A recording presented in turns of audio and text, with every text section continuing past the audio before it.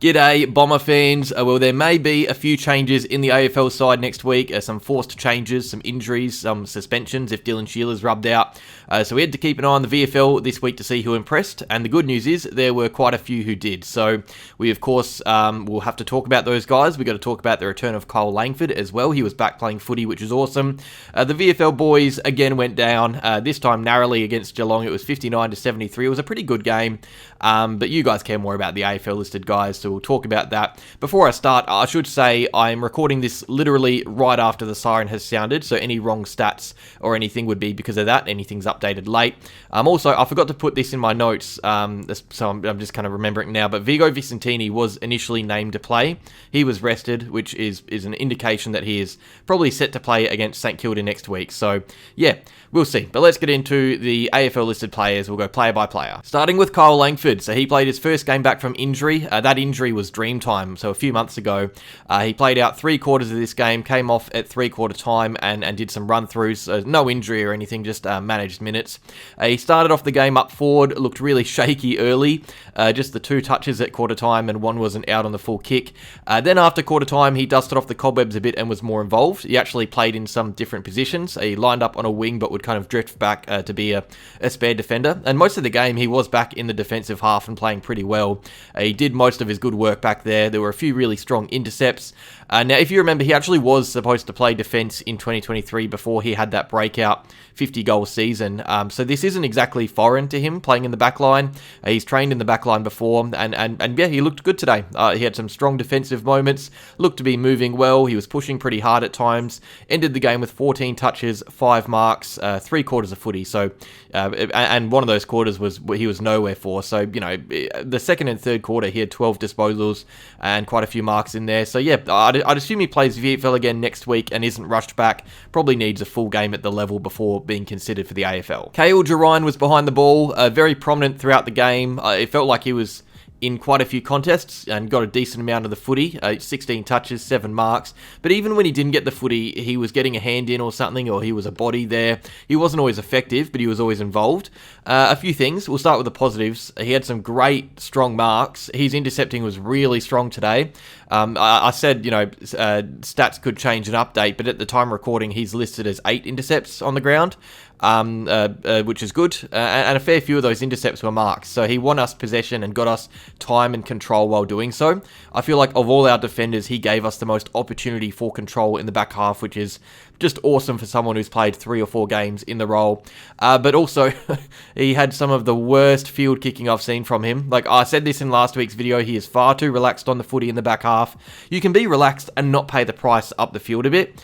I think he was kicking like a ruckman or a forward, but down back, when you're playing there, you got to be locked in and more pronounced and direct with your ball movement, and he just wasn't. You know, there were some lackadaisical kicks where he was leaning back, some really bad turnovers, stuff that he didn't always pay for, but in the AFL he would have. You know, Geelong would have eaten him apart. So yeah, things like that show he's still a fair way off AFL level, but I think despite him having some howlers, it was a step forward. I really liked his presence in the back half. I like what he's doing with his body now. He's marking really well. He's intercepting really well.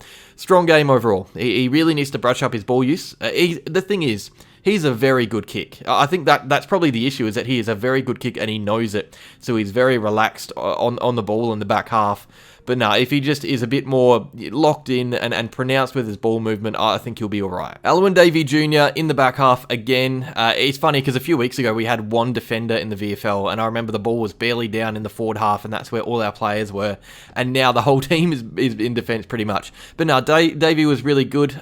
He's really reinvented himself back there in the back half. He gives us speed and creativity, and he's usually pretty sound by foot. There was a horrific mistake after half-time, which he just pure blunder out on the full kick that I think got the Cats a goal, maybe. But even that, like, that's rare. I talked about Gerreyn's ball use, but Davey is usually a really reliable player back there. Had some good tackles as well in there. If we want to get nitpicky, I think he could probably have given us more run when we needed. I felt like there were others doing that instead a bit. But no, he was really good again. Ended the game with 20 touches, 10 kicks, 6 tackles. Rhys Unwin, so we were on debut, watched a bit with him because he was our best last week after being moved into the midfield. And he started this game really well. Had 10 touches at halftime. He was shimmying and shaking around. He was kind of getting himself into trouble and finding ways out of it. There was a lovely 3-bounce run on the wing as well. So he's really good at finding space for such a skinny kid and doing stuff with that space. You look at the way he moves, and I think with about, I don't know, 5 extra or 10 extra kilos, maybe not 10, 5 extra kilos, he's going to be, maybe we'll say 7 extra kilos. He'll be a super dangerous player at this level. But yeah, as the game went on, the Cats just looked bigger than him. He only polled 2 more touches after halftime, whereas guys like George Stevens and Ted Closey dominated for the Cats. So yeah, quiet game after a really promising start. I'm not too annoyed or anything. I think he's showing plenty of signs right now. The main issue is just his size. That is definitely what is holding him back. He needs more muscle, and I'll say it again as well as I said last week. I do wish he would duck his head a little bit less for free kicks. Like that's one of my biggest pet peeves in footy. Essendon are a pretty good team at not doing that. You know, you look at Hawthorn and I don't know, other teams, but yeah, there's a bit of Nick Watson about Rhys Unwin right now. Zak Johnson, really productive game back there. He was pretty much always involved. There wasn't a quiet quarter or a quiet period. He was always getting the footy, moving it forward. I wish there was a meters gain stats in the VFL because he would have quite a few. He was regularly taking our kick-ins. He was being used running past for a handball. He didn't really do a lot wrong from memory. Like, it wasn't like he dominated or anything. I wouldn't say he had a huge say on the game. You know, there's always stat padding with a player like this who is this respected by foot, but it's not like you can criticize him for finding the footy. Like, you need him to. You need his hands on it. That's the way he plays. 26 touches, 18 kicks, some good defensive efforts, some not as good defensive efforts. Just a typical Zak Johnson game. We've come to expect this. He was as good as he is every week, and he's probably in line to return in the AFL. Saad El-Hawli, really interesting one here. So he was actually playing in defence this game. Usually he is on the wing. This week he was down in D50 and providing us with run from back there. I'd say of the AFL listed players, he was probably not our best, but our most impactful player. He made mistakes throughout the game, but he was at least really trying to take the game on and inject pace into it and get us moving. He was going by foot a lot, getting distance, but the thing that really surprised me the most about this game, his marking. His aerial work was fantastic. Like, he actually led the ground for contested marks and led the ground for regular marks with 9. And I'd say of those 9, I reckon 5 were maybe 50-50 marks that you could excuse him for not taking. So he won some massive contests for us in important areas. And there were some great moments after those contests as well. There was a lovely piercing kick after a pack mark that opened up the Oskar Smartt goal late in the game, or even just relieving marks in D50. Like, he had some awesome moments in the air. That was the best he's looked in the air in I think ever for me. He had some great runs as well. He was using his legs. There was one maybe in the third quarter where he took on like 40 players and was sidestepping everyone he could. And just on that, by the way, so the third quarter, he was playing well in the first half, but his third quarter was immense. He really got life into the Bombers a bit more after halftime. I'd say, you know, he was chaotic. He was a bit iffy for lots of the game. But he was the most eye-catching and most impactful for the Bombers. I would be very surprised if he isn't back in the AFL next week. I'd think he comes straight in for Lamalual. He was very good, Saad. 21 touches, 16 kicks, 8 intercepts, good stuff. Archer Day-Wicks, he's looking a lot better. There was a little 2 or 3 week period where he was just, you know, spent and destroyed and getting battered and bruised and not playing good footy. But now, for most of this game, he was involved. He had a run of 4 disposals a quarter going. I think every quarter except the third, he had 4 disposals.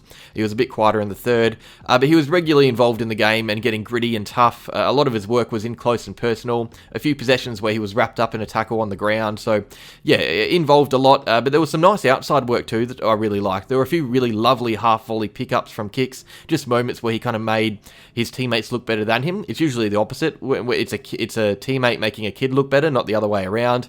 Didn't get on the scoreboard. That's probably the one thing that held him back a bit in this game. You know, he was doing all the things you'd want a forward to do away from forward 50, and then inside 50, he just wasn't really there as much. But no, I thought he was, he was presenting, he was attacking. He wasn't that threat you need him to be, but aside from that, he was decent. And finally, Oskar Smartt dropped back to the VFL. I thought he worked into this game really nicely. He had 2 quick touches to start the game in the same play, I think in the first minute. and then was nowhere for about an hour. Like, I forgot he was playing until he was moved into the midfield. He was actually playing not a fair bit, but he featured in maybe 5 or 6 centre bounces, which is really interesting. I didn't expect that, but it got him involved. His second half, the fourth quarter, he really came to life. It got us going with a lovely set shot, which we needed, but it was the work he did out the back to get space for that set shot that I loved. Had some nice entries as well, some nice pressure-based moments. By the end, I thought he had a pretty decent game, all things considered. There were really a good few moments of work rate where he collected the ball deep in D50, showing that he's running both ways, which was probably maybe a criticism of his before he was drafted. But no, yeah, I thought he was good. Very quiet to start, but by the end we saw what we should be expecting from an AFL-listed forward. Good performance. But that is that. Those are the AFL-listed players in the VFL. Now, as I started recording, my phone was buzzing. I didn't know. I don't know. I thought it was maybe a group chat or something, and I looked down, and everyone's talking about Zach Merrett, who's broken his hand. So there's going to be at least one more change to the St Kilda match squad. So yeah, a few of these guys will probably be back in the AFL next week. It's good that at least, they all played pretty well. So yeah, that is that. Cheers for watching, Bomber fans. Like if you enjoyed, subscribe if you're new, and go Bombers.